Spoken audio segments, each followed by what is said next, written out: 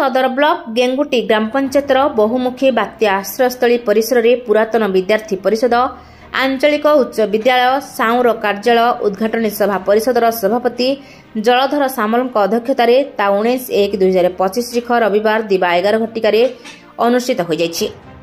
ऐतिहासिक मुहूर्त अंचल ख्यातनामा शिक्षाविद समाजसेवी जनप्रतिनिधि एवं बहु पुरातन छात्र छात्री अंशग्रहण करथिले।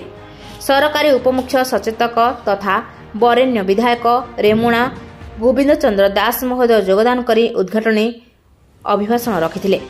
पुरातन छात्र छात्री मानकर एतादृश कार्य को भूयसी प्रशंसा करने सह आवश्यक स्थल में संगठन विकास पई समस्त सहयोग करने को कथा देथिले। तत्सहित केवल आंचलिक उच्च विद्यालय साउ नुहे प्रत्येक विद्यालय में एहिभଳି पुरातन विद्यार्थी परिषद गठन हेबाकू गुरुत्व देथिले। अंचल में प्रजुक्ति विद्या द्वारा शिक्षा क्षेत्र सुदूर प्रसारी विकास पई विद्यार्थी परिषदर प्रस्ताव में समस्त उपयोगी एक डिजिटल ग्रंथागार निर्माण पई संपूर्ण सहयोग करिवे बोली मध्य कथा रखिथिले।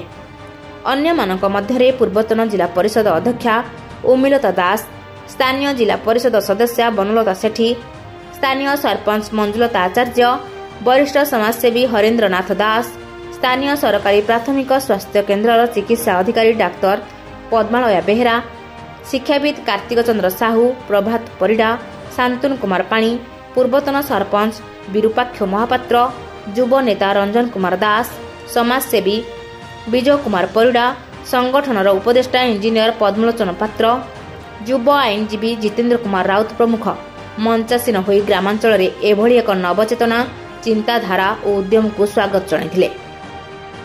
सह संपादक नवकुमार नायक अतिथि परिचय प्रदान करथिले। संगठनर उपसभापति केशव कुमार आचार्य पुरातन विद्यार्थी परिषदर आभिमुख्य रखिथिले। संपादक सुधाकर सेठी संपादकीय विवरणी पाठ करथिले।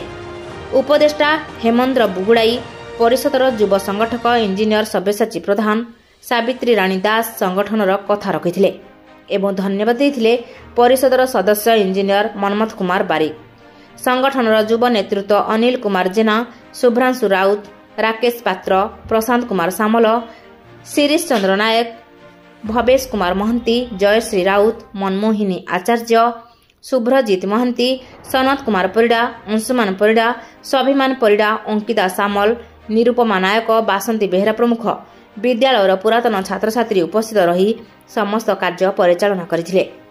पुरातन छात्र तथा श्रीमा श्री अरविंद कलाक्षेत्र पलासपुर अध्यक्ष कुलमणि सामल एवं छात्र छात्री देशात्मबोधक संगीत परिवेषण करथिले। तबलारे पुरातन छात्र दीनबंधु प्रधान सहयोग करथिले। बालेश्वरु मोनालिसा सेठीଙ୍କ रिपोर्ट रूपथालिया न्यूज।